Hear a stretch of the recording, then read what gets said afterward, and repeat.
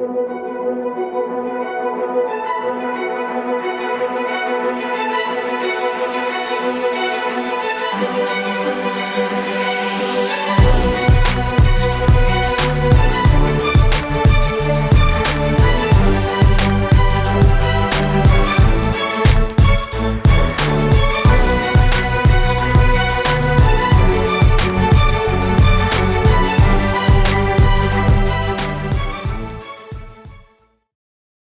right, we're back. Part 2 here with Cory General Schwarzkopf. That's much better. That's a White Plains, New York. Plains, Africa.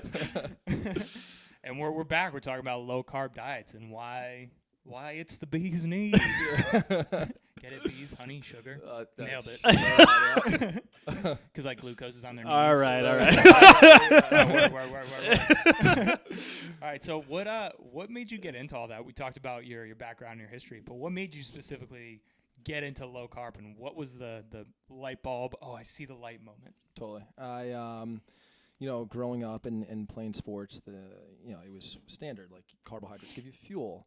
And so the carb loading and tons of pasta for whatever I did the next day, even if it was just a lift. I was like, yeah, I'm loading up on carbs for tomorrow. I'm going to do arms. I need all the pasta I can get. Seriously.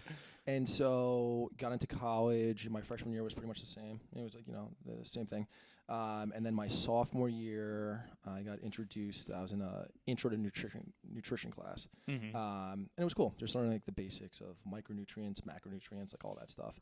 And then the professor that was teaching the class, Dr. Richard Wood, was very fascinating, and so I reached out to him and I was like, hey, Dr. Wood, I want to stop by your office and just talk about some things. And so he was like, yeah, absolutely, sure. So I went to his office and he's like, hey, what's going on, Cory? And I'm like, not much. I'm like, what's going on with you, Dr. Wood? And he was kind of surprised of kind of what I was there for, and I just wanted to pick his brain.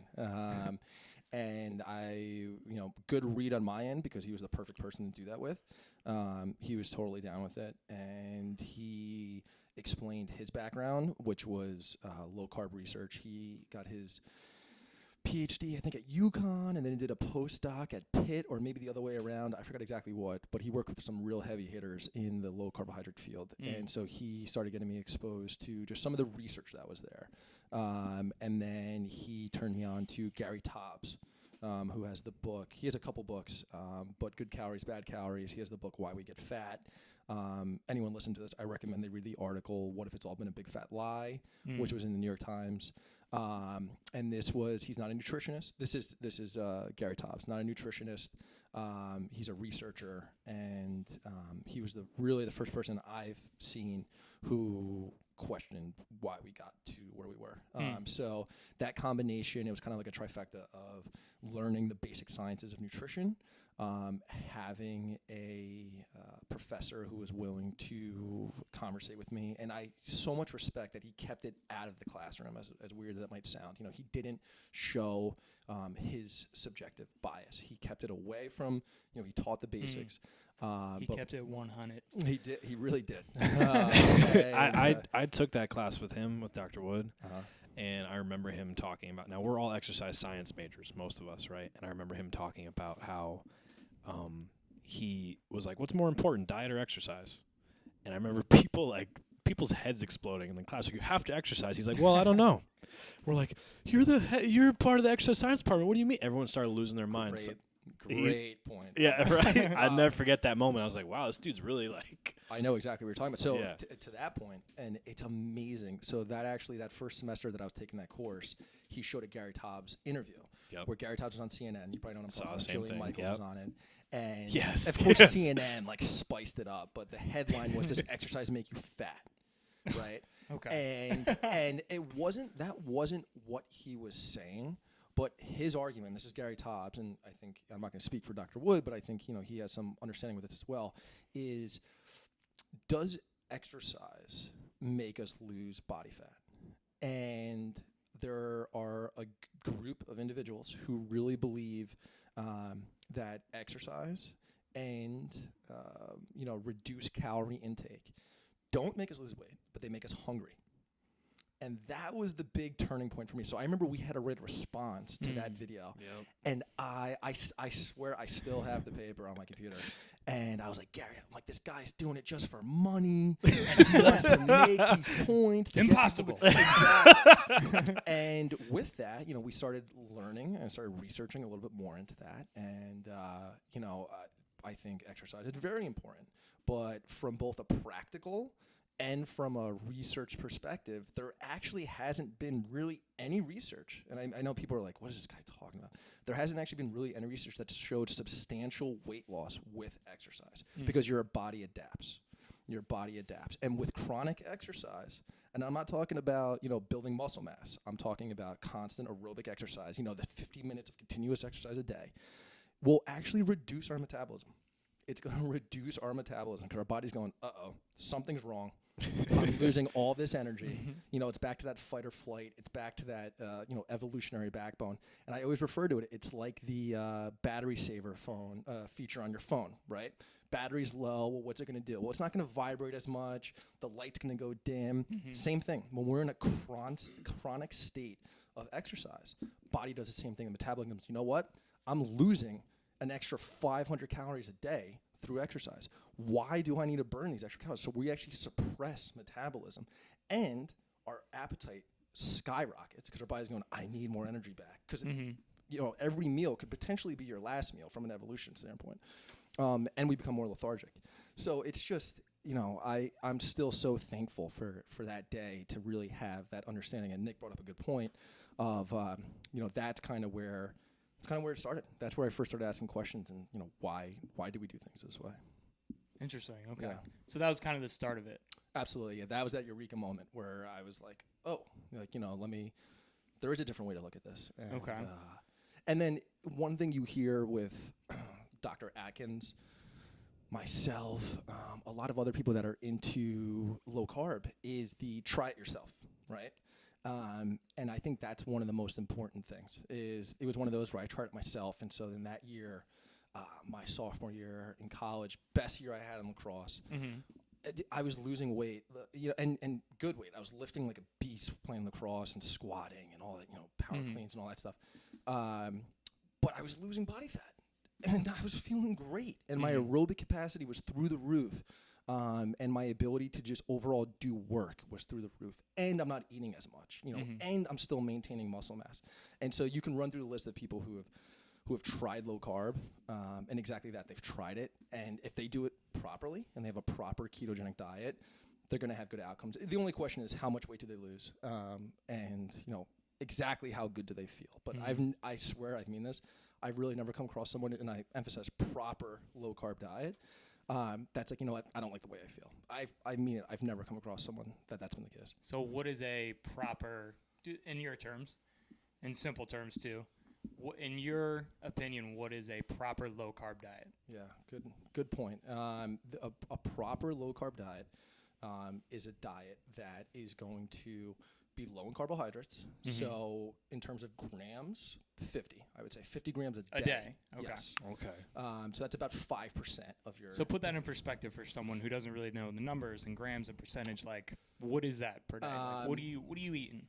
So even then, it gets into you know, a little bit of a tricky question, because then it goes, okay, well, if there's about 15 to 20 grams in a piece of bread, or maybe even a little less, maybe it's like 13 grams, I forget exactly what, then I can have 3 or 4 pieces of bread a day and I'll be fine, right? If we go back to a proper low-carb diet, those carbohydrates are considered residual carbohydrates, and they're going to be from our fibrous vegetables that we eat. So, you know, you might have, you know, a head of broccoli and, you know, all this stuff, and there might be, you know, 5 grams, maybe 10 grams of carbohydrate in there. But it's, you know, it is loaded with fiber, and we're allowed to have that. So point is, I try to be careful when I tell people that, because then they go, you know, immediately, okay, I can have a sandwich and I'll be good, or I can have a sweet potato and I'll be good. And sure, you know, you're not gonna have those foods and die, right? I'm not saying that, but to go back to a proper low carb diet. diet. So that's the carbohydrate perspective. Under 50 grams a day, roughly. I see people, down to 30, 25 grams a day. And let's not forget, there's been, populations in the world that have thrived on zero carbohydrate. That's where actually some of this research really started, was people up in the Arctic that don't have access to these foods and thrive with low body weights and very low rates of cardiovascular disease. So there's a lot of. I was assuming in the Arctic too. You're probably eating a lot of meat and fish. Pretty much, and that's pretty much it. Like blubber. Whale blubber. Yeah, and then there's sub-Sahara African societies where it's the same exact thing. They don't have the ability to have vegetation, and so they have like literally blood and like meat and these type of things, and their cardiovascular disease are non-existent. Yeah, so, right. So that's the big thing. The fat content is where the majority of the kcalories should be coming from. So in terms of grams a day, you don't put a limit on that. But it should be about 65, 70% of what you, actually maybe even a little bit higher, 75% of what you eat. So for fat. For fat. Okay.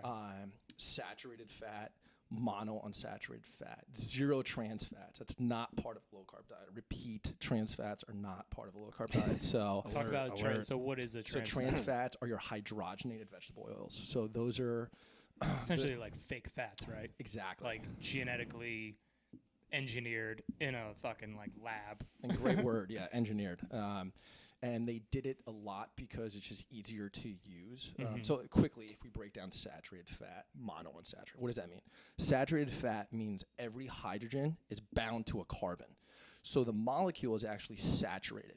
So if you look at it, one of the definitions of a saturated fat is that it's solid at room temperature. So butter, coconut oil, the fat on a steak, which actually, you'd be surprised, isn't as much saturated fat as you think. They're solid because every carbon is bound to a hydrogen. You get into your unsaturated fats, and that means where there's a hydrogen and a carbon, there's going to be a double bond, and it's going to be a little bit more flexible. So a mono unsaturated fat, it means one of those hydrogen and carbons is a double bond, and it's loose. And these are more like oils? Exactly. And so if you think about it, and that's where you actually see some of like more of the coconut oils or some like the really good olive oils or this and that. And if you think about it, like they have a pretty viscous consistency, but they're not like a saturated fat, and they're not like, clear like water or anything like that. And then you get into your polyunsaturated fats, and those are the ones that have multiple double bonds that are very loose. And they're very unstable products, meaning... So is that more like the vegetable oils and those exactly. things, those like shitty oils? Exactly. Okay. Margarine, like those type of things. What makes those shittier then? Yeah, so the big thing is, if we get into some of like the, why we use saturated fats, the biggest thing to me, well, there's two of them. One, every cell of our body has dietary cholesterol and fat as for our membranes. Again, if we're going to build a house, we want to use those saturated molecules as our foundation. What happens with polyunsaturated fats, we actually put those in instead when we have a high rate. Well, they're more susceptible to becoming oxidized, which means they can become, not to get too into it, but one of their oxygens gets stolen from them. So they become very flimsy protectors. So now they're susceptible to having clog from within the arteries to become clogged, or cancer mutations, things like that. So I would think, when you think of like, all right, well, what's bad about polyunsaturated fats? Well, one of them, we're building a house with a very flimsy foundation. And the second thing is, when they get exposed to heat, they become rancid. That's like a real term. Yeah. And so they become rancid molecules. And so now we're taking in foods that, again, are very flimsy. They don't have a lot of structural integrity to them. And we're building our house with it. And so it's like literally like building a house with like brick versus dirt. Like, which one's brick being the saturated fats. Saturated fats. Yes, because they're all saturated. They're very strong.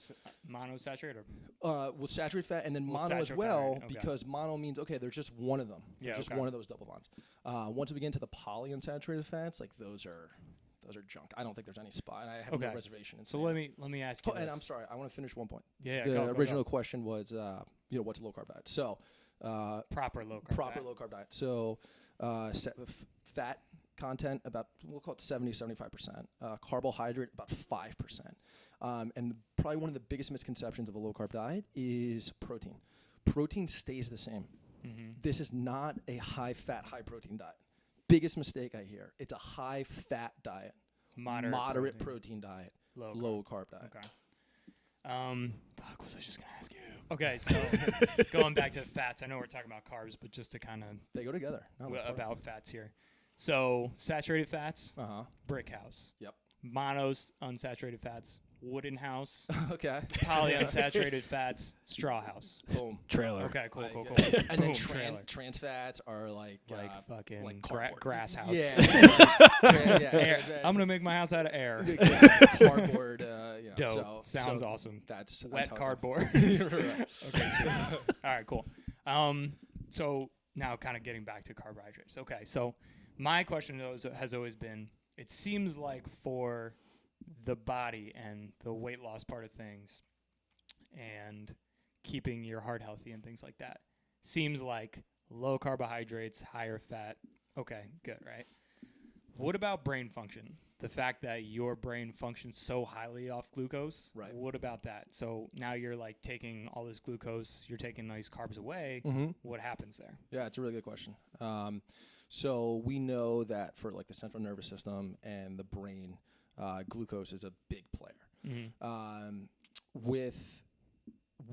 What is a low carb diet, right? Well, a low carb diet is considered a ketogenic diet. So that means instead of burning glucose, we burn ketones. Mm-hmm. Ketones are derived from fatty acids. So ketones equals fat.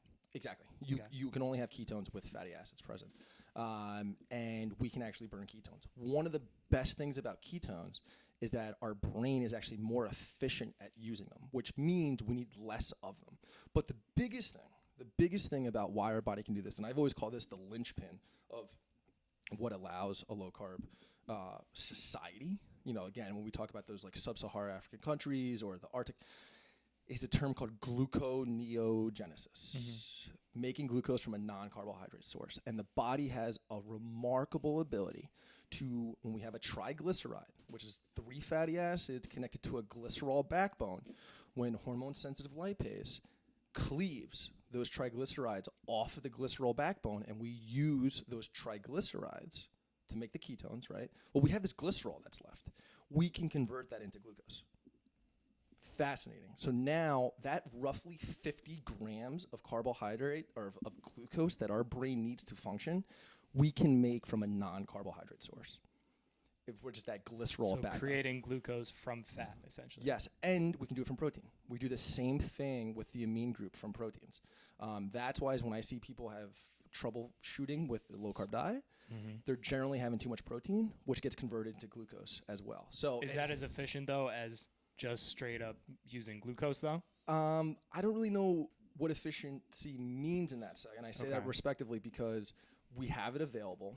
We can use it. And that's, the glucose that we make. I would say the efficiency comes in burning ketones instead of glucose.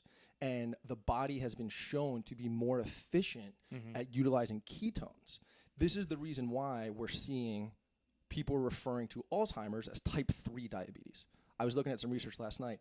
Autism being cured. Epilepsy. People have been curing epilepsy for 100 years with low-carb diets. 100. This is not even like a debate. Like, this is very, very... This has been happening. So the brain function, I think of almost all of them. When I look at, when I run through the list of, the benefits of low-carb, I put, weight loss, which is substantial compared to other diets, at, the bottom of the benefits. I put cardiovascular improvement, which people are like, what? Butter and saturated fat? Yeah. I put that as one of the best things, and certainly the brain function. Quickly, back to with Dr. Wood, one of the funniest things is with one of his the groups that he was with, they had a T-shirt, and it was a low-carb T-shirt. I think it said, no cardio, no carbs, no problem. That was the Springfield powerlifting T-shirt. I had it because I was on the team. So maybe it was a different shirt, but the back of it had this huge chemical reaction. And I remember being like... Oh, we didn't have that shirt. Yeah, no. I was like, Dr. Wood, I'm like, what is that, And he's like, that's the formula for gluconeogenesis. And I remember being like, what? Why out of all the things that you could put, would you put that? Because that's what allows this to happen. That's what allows us... Again, you can have 0 carbohydrate from your diet, and we can still create glucose from gluconeogenesis, from the glycerol of the triglyceride fatty acid, and from the amine group of the proteins. Fascinating. Okay. What's your selling point to people that are It's tough for me when I always hear clients of mine like, I got heart disease in my family, got to keep away from the cholesterol and the fat. Yeah. How do you even begin to break into something? I don't say break into someone's brain, but like get them to open up. Like fat isn't bad. There was when that low fat came around after Ansel Keys, right? I remember even people like my grandmother seeing people eat bread in the 80s and go a whole loaf and go, it's low fat. Totally. And she's like, it's bread though. What do you mean it's low fat? So how do you start to even get someone on your team, I guess, or how do you even explain that to them? Like, you need cholesterol to make hormones. You need hormones to run everything. Awesome point. I think one of the main, it's a very, very complicated process, right? I've learned in my experience, and it didn't come up before, but one of the things I actually still do on the side, and I was doing for a while, was nutrition consulting, where I was consulting people on how to eat. So that was always the number one thing. All right, Cory, I'm going to lose weight. I'm going to feel good, but I'm going to die of cardiovascular disease. It's such a loaded point, because if we go back into the research of why people get cardiovascular disease, it's not established. And I challenge anyone who's listening, even us in this room, let's really look at the research that shows cause and effect, randomized controlled trials that show saturated fat and dietary cholesterol cause heart disease. It doesn't exist. You're going to waste your time. And I still challenge you to do it, and we should share it. But with that, one of the biggest things when you start to look at, and we talked about this a little bit earlier, is the association of high fat with cardiovascular disease. I agree with that, right? So people are like, hold on, you're just saying that fats don't cause.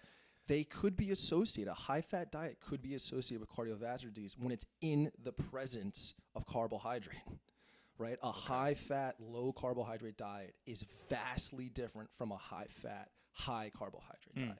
It's vastly different. The biggest thing, and we will get into some of the details about it, and the biggest thing that we're seeing, and one of the studies, the Framingham Heart Study, right, it's actually a still ongoing study, right? It's been like a 60-year, it's on its third generation of participants. So this is grandchildren that they're now looking at. They found that people that died of heart attacks, 50% of them had normal values of cholesterol. 50%. So It's like, hold on, is cholesterol what's causing this? They also found, and this is fascinating, they found that people with the lowest rates of cholesterol had higher rates of death from cancer, all-cause mortality, violent death, suicide. Okay? This is documented. This isn't my opinion, okay? And this is a huge, huge study that shows it. And there's a couple that others show that. Cholesterol protects the body. I heard someone refer to it before. It's like blaming the firefighters for a fire. The cholesterol is what protects our body. Right. It's in every single cell of our body. And so the biggest thing with cardiovascular risk, and why I think, and why I know a low-carb diet is a heart-healthy diet, is for two things. One is triglycerides, which are fats in the blood. And the other is LDL particle size. And I'll touch on both very quickly, not to get too lost into the science. But triglycerides in our body is not good at storing glucose. We can only store a limited amount of it. We can store a little bit in our muscles as glycogen. We can store a little bit in our liver and a little bit in our blood. You mean purely as glucose? As glucose, yeah. Or glycogen, which is the storage form of glucose. We can only store a little bit amount of it. So that's why when people have the concept of, I need glucose to perform, and I need to eat all day to do that, I agree with them. It's a very inefficient process. We are not metabolically flexible. That's the exact definition of flexible, when we have to rely on it. And now you see people, doing long races that need the gel packs and the snacks. What? I mean, evolution-wise, did we do that before? We didn't need to, because we can burn ketones. So keto adaptation is huge. We have to adapt to burning ketones. So that first 2 or 3 week period from when someone reduces carbohydrates to under 50 grams to when they actually start burning ketones, it's tough. Yeah, it's like shit. You feel bad, and you might have headaches. And it's part of the process. I wish I could tell you different. That's the way. But it's almost like someone doing heroin, right? And no, then it's someone not. Being Low like, carb diet. No, but it's almost like the effect of like, all right, you have this person who's doing heroin, right? Heroin being carbohydrates. Yes. So I'm comparing someone who's on a high carb diet to someone who's doing heroin, and you being like, hey man, it's healthier for you to not do heroin. Great. I know. And then being like, oh yeah, okay, you're probably right. And then for a week they stop doing heroin, but they feel like shit. They're like, no, this isn't healthier. I feel like shit. Great point. Well, great point. It is. You're just kind of, your body isn't really used to it. You're kind of shocking it up right now. 100%. No, that is a great analogy with that. And that's definitely one of the biggest things with it. So what I was saying before, we can store a very small amount of glucose in the body. We can store fat as much as we want. Mm-hmm. Clearly, that's what we're supposed to use for fuel. We're not supposed to use this reserve. That glucose was there for when that bear comes out of the cave and we have to run and we have this huge spike in the central nervous system and boom, we have this energy there that's ready to go. It's your most readily available energy source. We rely on that all the time now. And it's like, that's so inefficient. So the biggest thing is once someone's keto adapted.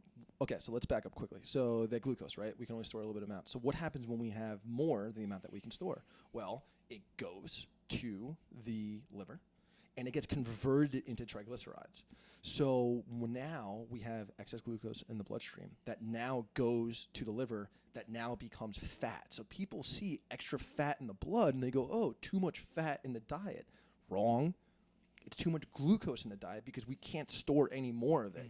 And so we convert it over to triglycerides. So triglycerides are becoming one of the biggest markers for cardiovascular disease, is high triglyceride number. The other thing that we're seeing, and this is next level, and I know there's some people out there that probably know what's going on with cholesterol, and they know at this point, is the LDL particle size. Biggest thing that there is related to, one of the bigger things related to cardiovascular disease. And LDLs are considered the bad cholesterol, HDL considered the good cholesterol. We all know HDL cholesterol is cardioprotective, and on a low-carb diet, HDL goes through the roof. That's hundreds of studies that show that. That's not even really debated. The question is, well, LDL goes up on a low-carb diet as well. Back to my point, A, let's find the link between LDL and cardiovascular disease. It's not there. But B, the biggest thing with LDL is when we have a low-carb environment, which means low triglycerides in the blood, the LDL particles that we create are big, fluffy particles. We don't have to get into why that's the case, but that's what happens on a low-carb diet.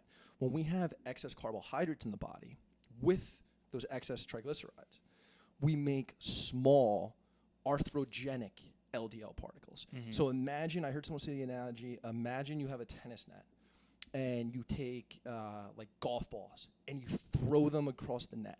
A bunch of them are going to go through the net, right? That's LDL particles, the small ones. Imagine we now have tennis balls, the big fluffy LDL particles. They're not going to be able to go through that net. So we're finding one of the best predictors of some type of cardiovascular event is with the LDL particle size. So, now when we take a step back and your original point of like, all right, someone has cardiovascular disease, how do you convince them? It's just educating them on where the research is, where it's been, and that there's other markers than just this number. It's very easy to measure cholesterol. That's part of the reason why we do it. It's so simple. And when we go to the doctors and get that, that's an estimate of our cholesterol. That's an estimate. It's very, very expensive, and it takes time. So it's a very, very cheap fix, and we can quantifiably adjust that number with medication. So LDL particle size, triglycerides, big players in cardiovascular disease, no doubt. Okay. So then where did fat and cholesterol get lost in the equation? At what point did we get to the point where we're like, no, fat and cholesterol is bad, we can't have that? Yeah. When did it get lost? Yeah, right. So definitely, in the beginning of the 20th century, so even going back to the end of the 19th century, you had guys, William Banting and some of these other researchers that knew, we can reduce the sweets and, the grains and the baguettes and all these things that people eat, and they lose weight, right? And so people were starting to put this together of like, hold on, like we actually lose weight when we reduce these other. They didn't know fat was bad. Like, that was never taught to them. That's what they ate. That's what their grandparents ate. That's what their grandparents' grandparents ate. They ate beef, they ate chicken, they ate pork, whatever it was. 1930s, 1940s, we still have that literature that's there, and there was no such thing as an American Food Guide pyramid. There was no such thing as recommending what people eat. That didn't exist. Right around the 1940s, getting into World War II, a lot of the prominent researchers, and this is anyone who wants more information, Gary Taubes, Good Calories, Bad Calories, read it. Right around that time of the mid-1940s, there was a split in the scientific field because of the war. And so a lot of these prominent researchers that were into nutrition were back to Austria, Hungary, Germany, wherever they were from. And, you know, Americans had ours. So there was almost like a reset, right, of what we know. And then at that time, we had a gentleman, Ansel Keys, prolific, I'm not going to say prolific, but a researcher who was really into that. And, you know, you hear stories about him being a pretty aggressive guy. I don't know. I don't know him, so I'm not going to badmouth him tremendously. But you hear people say, like, would walk into a room and, like, you know, his opinion would be very much the opinion that he believes everyone should be, whatever. So that's just kind of the premise of, like, you know, who this guy was. And they found the new ways to identify cardiovascular disease. So I forget what the 4-year... Being, like, heart attack. Exactly, all that yeah. shit. And, like, you know, echocardiograms and, like, things like that. And within a 4-year period, I don't know if it was the 40s or into the 50s, cardiovascular disease went up like 700%. And it was like, all right, clearly people aren't getting cardiovascular disease 700 times more. It's the fact that we're detecting it more. So people started realizing, Americans have high rates of cardiovascular disease. Well, we don't really know if it's high rates. We just have cardiovascular disease, right? We don't really know what we're comparing to before or after that. Well, certainly after, but we don't know what we're comparing that to before. What did we eat? Well, we had eggs. We had beef. You know, those were things that, you know, we certainly ate. So some of the preliminary research showed that people that had high rates of cardiovascular disease consumed higher rates of saturated fat and dietary cholesterol. Boom. There it is, right? A equals B. It doesn't work that way in research. Cause and effect, right? A lot of people that die have gray hair.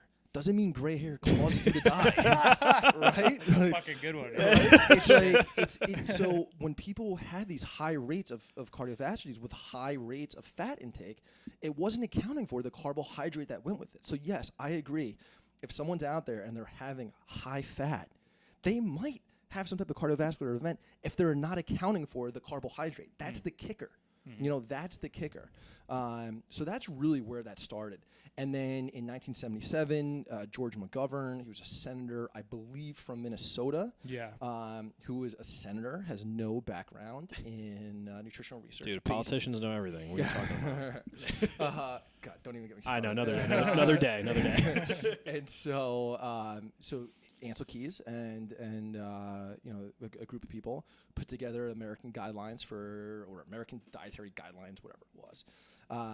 So 1982, I believe, maybe 1984, right in there is when the American guidelines for you know, healthy living were established. We're talking food pyramid here? Food, exactly. Okay. If anyone, please, and just look, just Google, like, American obesity rates. If you look at the 20th century, it is fascinating how low our rate of obesity was. It was a small incline from 1900 into the 1980s. Directly to the year when those food guide pyramids came out, the slope of that line skyrocketed. It went through the roof of obesity. In that same time frame, you had carbohydrates increase about 30%. You had saturated fat and fats decrease or stay the same. Yeah. There clearly was a marker here that caused these increased rates in cardiovascular disease. And I have zero hesitation in saying it was the influx of carbohydrate, because carbohydrate foods were low-fat foods, and fat was bad for us. And, right. And we can't undervalue, like, fat and fat.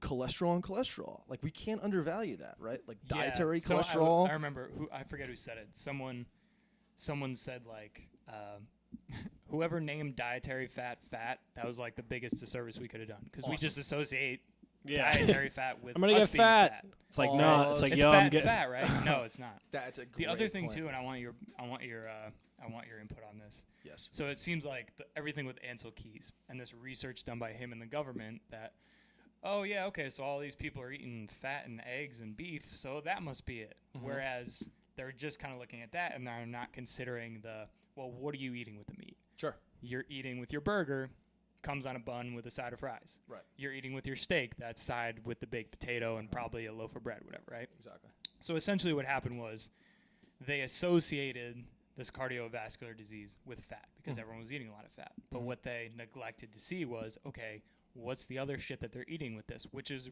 really the culprit. Now, so you have this, right? Maybe someone pointed this out, maybe someone didn't. But then you also have the fact that the government endorses exactly. So the government in our country, which in our country, what is like the biggest producer in this country, right? We have corn we have wheat, exactly. That's like literally the landscape of our country is all like corn and fucking wheat, right? Like the landscape of our country. So that's what's going to make the government the most money, obviously, right? We subsidize all that shit, right?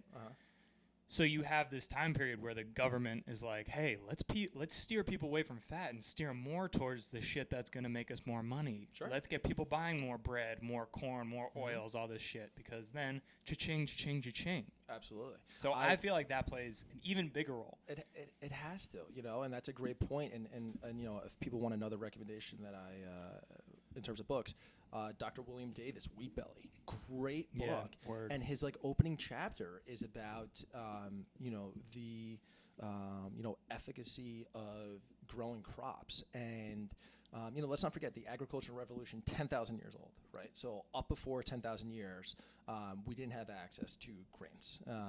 We had some carbohydrate. Oh yeah, agriculture is so new. 10,000 years. It's a fart. It's it's nothing. Yeah, to us it sounds like a long time, but as far as like humans and like Homo sapiens, whoever been around, farming is like it's nothing. This little amount of and time. if you think about it, it's very inefficient, right? I mean, our food is essentially provided for us, right? It's there for us.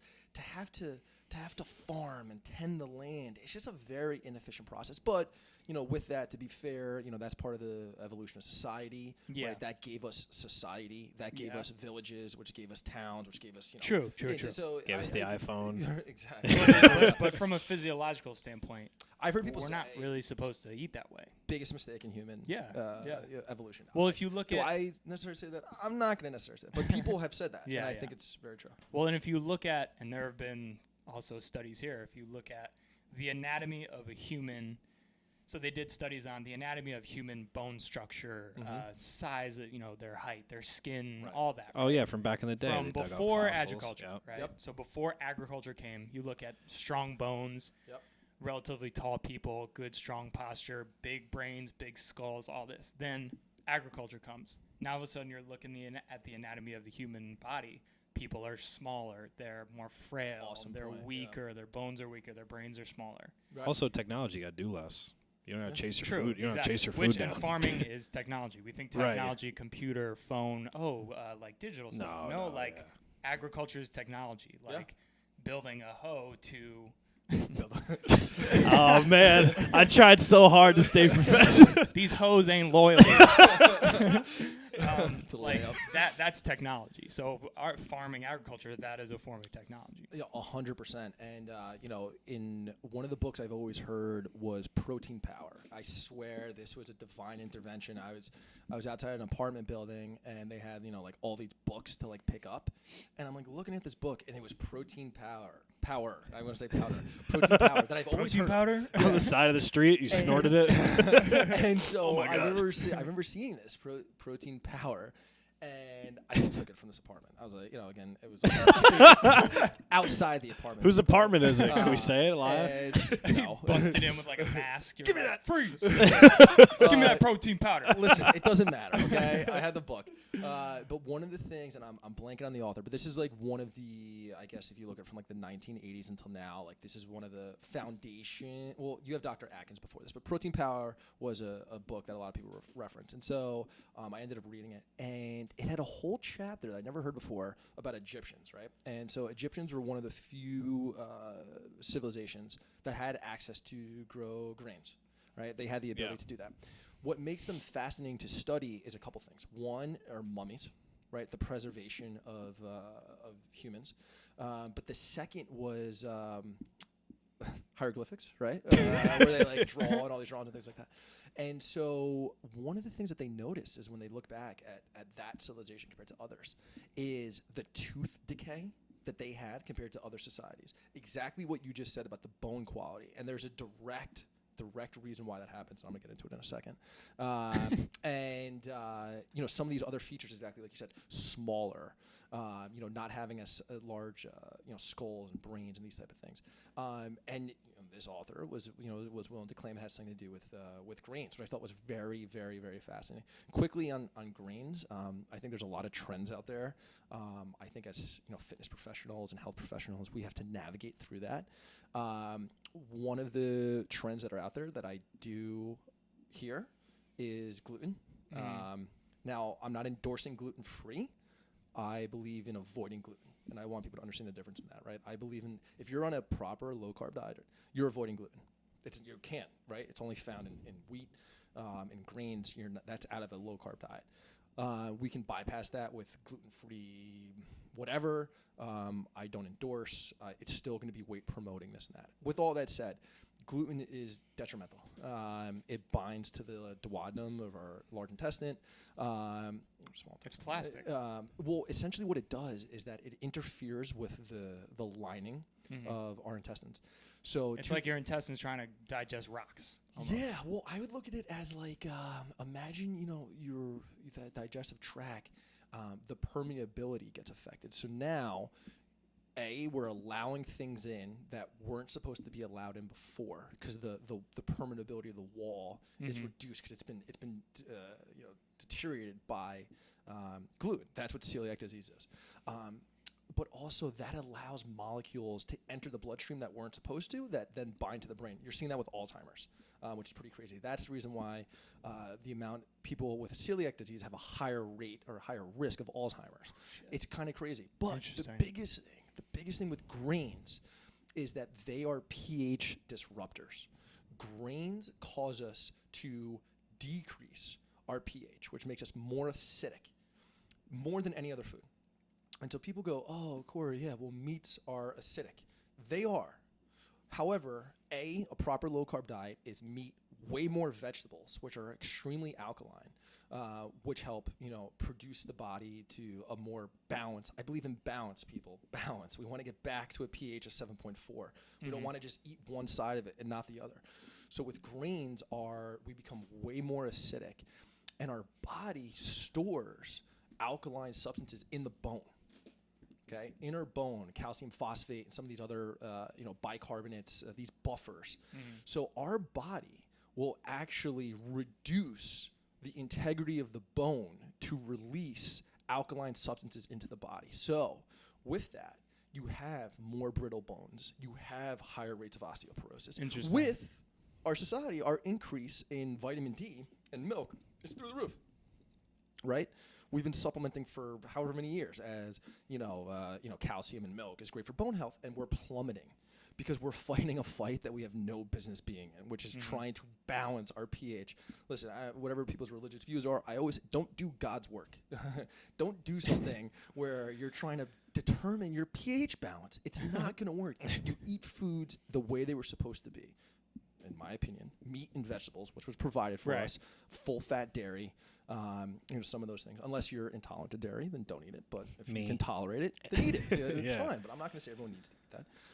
But these foods have been around. And so, pH affected tremendously by grains more than any other food. And we protect that pH by breaking down the integrity of our bones and putting that out there. So I think, grains is definitely a big one. But again, we avoid that with a proper low-carb diet. So when you say low-carb diet, you're not saying like, oh, those 50 grams of carbs can come from whatever, a donut or whatever. You're looking for specific carbs to make up that 50. Sure, yeah. And that's, the term we hear is residual carbs. And those are residual carbohydrates that are in vegetables. Okay. The only vegetables that you really avoid are like potato, corn, some carrot, and all of those. Fruits is a big one that always comes up. One of the other kind of myths with low carb. Sugar, fruit, right? Nature's candy. Yeah. It's sweet. Like your body doesn't know, sugar your body doesn't know sugar from A versus sugar from B, right? It doesn't know sugar from a can versus, fruit. I think fruit has plenty of benefits, and I get it. And more benefits than like a piece of candy. Right. Sour Patch Kids are better for you. I hope. And I think fruits have a role in a low carbohydrate environment when we're in there's a couple different phases to low carb, right? There's your introduction phase, then there's your weight loss phase, which is the pun intended, the meat of it, and then you have your weight. I'll be here all night. Get out of here, please leave. And then the last part of that is weight maintenance, and I really believe there's a place for carbohydrates and fruits, to have it there. But this whole blind concept of like, I can just eat fruit and vegetables and like be good. It's just very extreme in my opinion. And for some people, a majority of people who are sensitive to carbohydrates, it's going to be weight promoting and hunger stimulating. And now I'm talking specifically about fruits. Okay, they're going to be weight promoting and hunger stimulating. I mean, we are going to be ravenous. Your point, what you said before about the, that 50 grams, yes, right. It should be, we shouldn't account for those 50 grams, meaning where am I going to get these 50 grams from?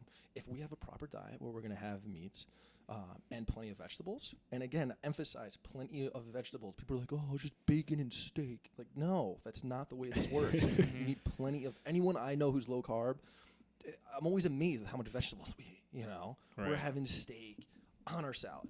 Or we're having like baked chicken with tons of broccoli. Like vegetables are huge. Green leafy fibrous vegetables are through the roof. So we don't have to account for that. One of the things we mentioned a little about, and not going to get too off topic with this, but when we are able to rely on ketones for our fuel, we have more metabolic flexibility, meaning we can go 10 hours, 12 hours, 15 hours, 24 hours without food, potentially, versus someone who's not metabolically adapted because they have to rely on glucose so quickly to turn over, is that we have a little bit more flexibility at times to, go longer periods without food, which scares people, right? That looks like very extreme. But at one point in our civilization, that was reality. Like, our bodies had to survive a certain amount of time without food, and your body had to know that it could, because it was literally like, you don't know when the fuck you're going to eat next. Now we know, go grocery shopping and eat every single day literally, for the most part. That's the next question I had for you, and I'd love to pick this bone with you. So we talked about the government, and you talk about the food pyramid, and they always preach breakfast, most important meal of the day. I knew I was going to make you look. I look you right in the face. Go ahead, Corey. What do you think about that, man? I have to eat breakfast, dude. I wake up, I have oatmeal, 3 bananas, 1 egg. Is that good? Oh, God. I'm going to answer that. He's having a panic attack. I really am. It's hot in here. What I tell people is this with breakfast. Are you hungry when you wake up? I am. Eat. Are you hungry when you wake up? No. Don't eat. Like, eat when you're hungry. Eat when you're hungry. Yeah. Dude, it's the biggest thing. How many meals should I eat a day? Well, I don't know. Are you hungry at lunch? Yeah. Well, eat. Are you not hungry at lunch? Then don't eat. Like, we have that ability. People look at a day as like a circle, right? I just look at it as one continuous path, right? It's just one straight line into the next day. So if you're in a 24-hour day and you eat 3 times that day, and then does that mean you have to eat at those same time periods the next day? No. You can maybe eat 6 hours after your last meal, 10 hours after your last meal, 24 hours after your last meal. It's okay. It's okay. You have situations for like religious purposes where people go, they fast, right? And they do it for, protest. People go 40 days before, they die or something happens. Like, we have that. People can't go 4 hours without food. It's just, it baffles me that we think this is the way it's supposed to be. We are so not metabolically flexible, when we do that. And then there's a whole slew of research on fasting. It's becoming, I think, one of those right now of those buzzwords that we were talking about. But I mean, if anyone's seen the amount of human growth hormone that is secreted when we fast, it's fascinating. One study they showed, women had a 2,000% increase in human growth hormone. Men, 1,300% increase in human growth hormone. And in those same studies that people were ketogenic, one of the studies, it was the most fat research that people have ever burned in research was in highly aerobically trained athletes who were ketogenic. These guys, you're starting to see all these these long ultra marathon records being shattered by ketogenic athletes. Right. Being shattered. The typical calorie, right? 1 gram of protein, 4 calories. 1 gram of carbohydrate, 4 calories. 1 gram of fat, 9 calories. So we get more than double the amount of energy from fat. When we can tap into that, and we have all this, and I'm patting my stomach right now, when we have all this fat that we can burn, we are machines. Right. We can dip into it and burn for days. Well, I wanted to transition there, and that's a good thing you just mentioned, like the marathons and relying on fat for performance. So we've been talking mainly about health and weight loss, right? Yes. So now let's go to performance, okay? Awesome. Yeah. You hear like, yo, bro, this doesn't apply to me. Like, I need carbs for my gains. I need to get stronger. Like, I Right. need my fuel. Like, this doesn't apply to me. So now what do you tell? You sit down, you have this whole conversation we just had with someone has diabetes, or they're obese, or they're overweight, and they need to lose weight and get healthier. Right. What's the conversation look like now when you're sitting in front of an athlete who's like, dude, like, I'm trying to gain weight, trying to gain muscle, trying to get my snatch to go up, Right. trying to get my deadlift to go up, trying to like, now what does the conversation look like? One of them, I would say LeBron James. And I say that because, I mean, it was very well documented, I think, last summer, 2 summers ago, that he went on a low-carb diet. I mean, MVP, whatever championship this was. But listen, no, I say that jokingly, right? That's an anomaly. We're not compared when we're talking about performance, right? Yeah. Let's break it down to aerobic versus anaerobic. Aerobically, right? We are using fuels to burn inner mitochondria, to yield ATP that we could use to contract muscle. No question that when someone is ketogenic, when someone is keto friendly, their body can actually burn ketones. There is no question that an aerobic athlete can benefit tremendously from a low carb diet, right? Because again, they're just burning more fat than they are this storage form of glucose. And now they have to go searching for it through gels, through anything else. So we can tap into our fat reserves. And people, you can't burn fat and glucose at the same time. You can somewhat, like a very small degree, but the only time you're gonna really burn fat if you're not keto adapted, meaning you're using glucose, is after you hit the wall. And your body isn't ready to burn that fat. So you're actually gonna see muscle wasting when that happens, right? So a long distance aerobic athlete, whatever it is, when they're able to tap into fat reserves, they essentially can go all day. They can go for as long as they want. Now you get into a little bit more tricky, the anaerobic athlete, right? That where, generally only glucose can be performed for that type of task. I think one of the biggest things that we certainly see in the research is that our ability, what was the term? RER value? I don't know, Nick, maybe you might remember it from, but that's respiratory exchange ratio. Exactly, yeah. So took me a bit. It's like college, school, books just flying through my brain. That's pretty much determined from like gastric exhalation, like what comes out. We can determine those values, and the higher that number gets, the higher it is, the more it is of carbohydrate. The lower that number is, the more fat. So right now, us in this room, for the most part, we're burning fat, right? Our body wants to burn fat. Like that's really what we want to do. But definitely one of the bigger things for an aerobic athlete, or I should say anaerobic athlete, is that let's call it the percentage of their capacity to do work, right? So you might have an anaerobic athlete where once their body hits like 75% of their anaerobic capacity, the body's going boom. I'm using carbohydrate for a fuel source, and I actually kind of messed it up because that number is generally lower, right? That number is actually generally kind of closer to like 55-60%.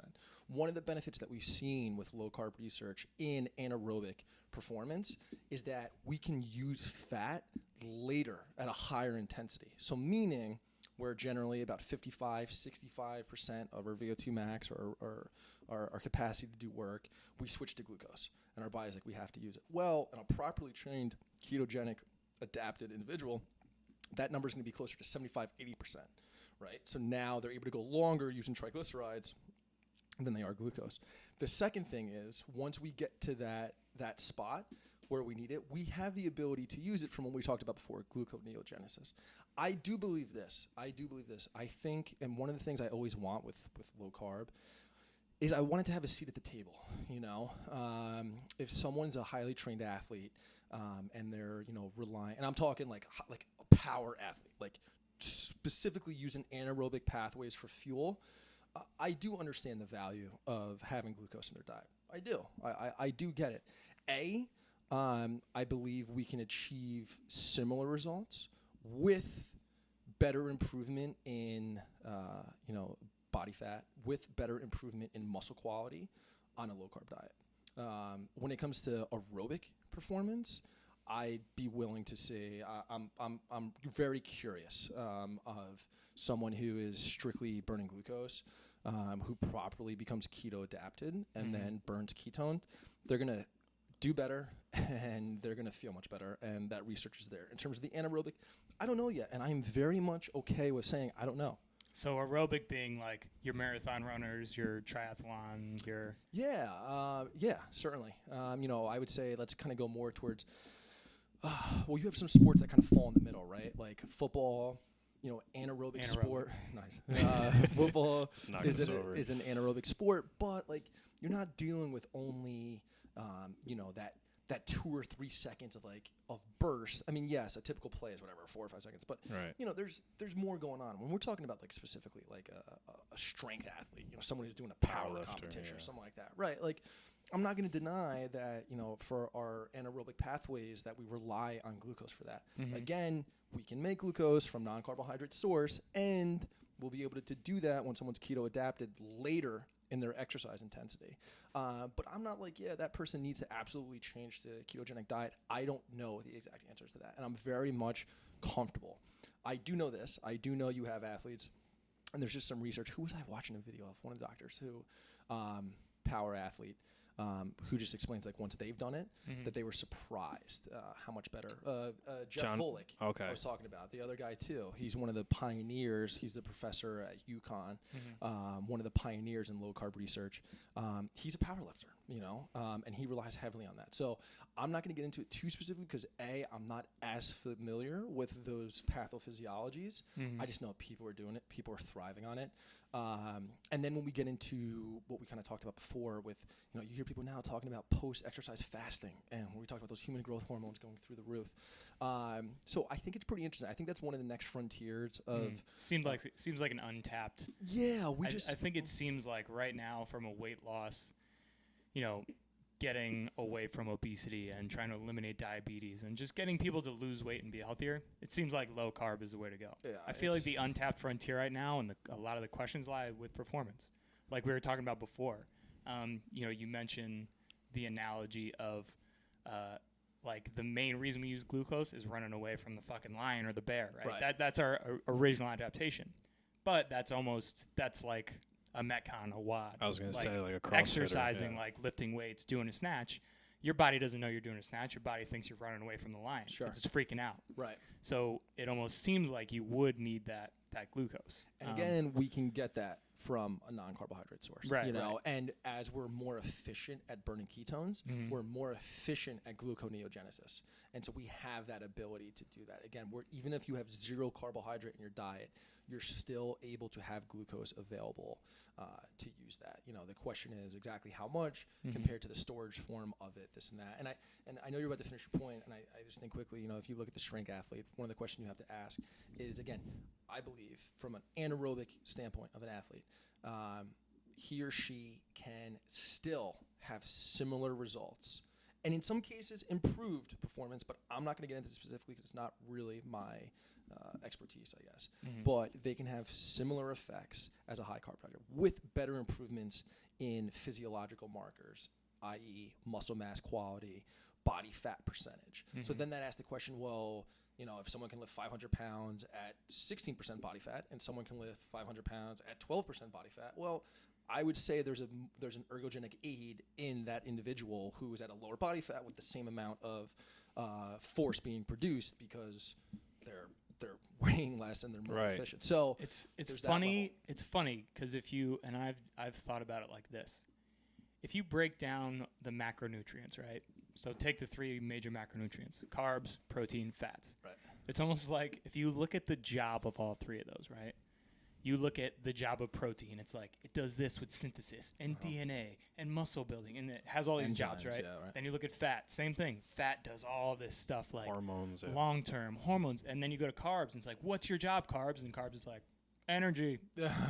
It's like, so it's almost like protein and fats. Like they have all these jobs and responsibilities, and they do so much for our body. And then carbs is kind of just like, yeah, like I sweep the floors. It's like, you know what I mean? I've been working here for 20 years. 100% I know what you mean. And, there's the term essential and non-essential vitamins, right? And so we have essential amino acids, meaning essential means our bodies don't produce it. A non-essential vitamin or mineral means our body produces it. It's not essential for us to get through the diet.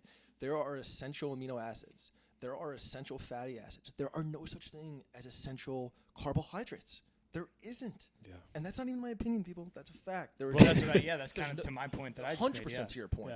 Yeah. So yes, we totally have the ability to bypass that. We totally have the ability to perform at a very, very high level, both aerobically and aerobically, when we are keto adapted. And that's the biggest thing. Someone tries low carb for a week, their numbers are going to go down.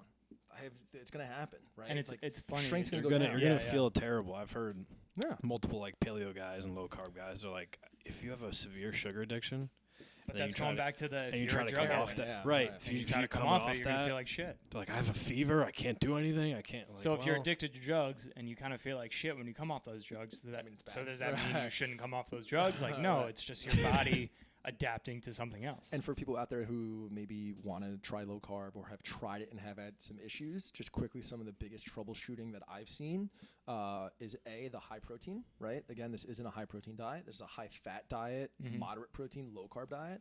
The other thing is supplementing with sodium. Biggest yeah, thing. You can lose a lot of water you pretty quick. You have to. Remember previous when we were talking about supply and demand with the heart and that excess volume? Yeah. So some of the quickly big things that people see on low carb, the biggest things that you see, increase in HDL cholesterol, right, through the roof. LDL cholesterol sometimes goes up, sometimes goes down. But again, we're going to have those fluffier, less atherogenic particles on a low-carb environment versus a high-carb environment. But blood pressure is another main one that we see. It plummets in people. So one of the knocks on low-carb diet is it's all water weight, right? Like, you lose weight. Yeah, in the beginning, you do lose a lot of water weight. One, for every gram of glycogen, I believe it's 4 grams of water that's excreted. But secondly, when we have high-carbs diet and we consume a lot of carbohydrates, our kidneys retain sodium. Whenever we have sodium, we have an increase in volume of water. So that's partially why people, they literally pee out their blood pressure, right? Because they're getting rid of this excess water in their body that's going to reduce the amount of volume of blood in their body, the amount of water in their blood, which is going to reduce the amount of volume, which means they aren't going to have that huge volume of blood in a set vessel, which thus means higher pressure, right? You're trying to force a bunch of water through a hose that doesn't have the capabilities, the pressure, and eventually that thing's going to burst, right? So that's definitely one of the biggest ones. But also for anyone who's been low carb or has do it, one of the things I've noticed is just that your sweat is a little more saltier. And afterwards, you might even have the granules of kind of salt. You might notice that. Yeah. That's okay. We have to supplement with sodium. Biggest thing. I would say 85% of people that I come across who, and this is not even close to athletes, average people who just want to lose weight or improve their cardiovascular disease, they have issues with that keto adaptation 2 or 3 week period, and you supplement with salt, and they're like, oh my god. I feel tremendous. Right? I feel so much. That's the way it's supposed to be. Another one of those things that's been demonized for the wrong reasons is salt. The term salary is derived from salt. I mean, we used to trade salt as currency. It is vital to the preservation of life. And now, now it's so bad the past 70 years when we don't even know which way is up, in nutrition research, and we're going to blame that. Right. So it is vital to have that. So that's, for the people out there that maybe have tried it and they automatically assume that the headache that they get when they're keto adapted is, oh, I don't have glucose. This is an extreme diet. I can't be on it, yada, yada, yada. You're not even there yet. This is the hardest part, part. And then once you're keto adapted, the choices of what you can eat are, you guys probably know, right? We steak, butter, eggs, vegetables. Sounds terrible. Right. Versus the pre-measured stuff. So, it's fascinating and it's a loaded, they're all very, there's a lot of opinions on it, but I think if we use research as a premise, I think if we lose evolution as a premise, then, we can help restore some of the balance that's certainly needed for sure. Word. All right, I think we're going to wrap it up right there. That's perfect. Keep going, boys. All night long. Yeah, we're going to need some more screen time with you eventually on some different topics. So yeah. So where can people find you? Like maybe whether it be social media or some of your research or anything like that. Yeah, that's a good question. I like to kind of just do my thing, but certainly, yeah, social media. I'm sure we'll have something available here that people can reach out in terms of my email and any questions. I'm sure people are going to have this is a very opinionated topic. I'm very much in my opinion of what I believe. So we'll have information available for this that people can reach out. And again, I just want people to know that low carb diets, ketogenic diets should have a seat at the table.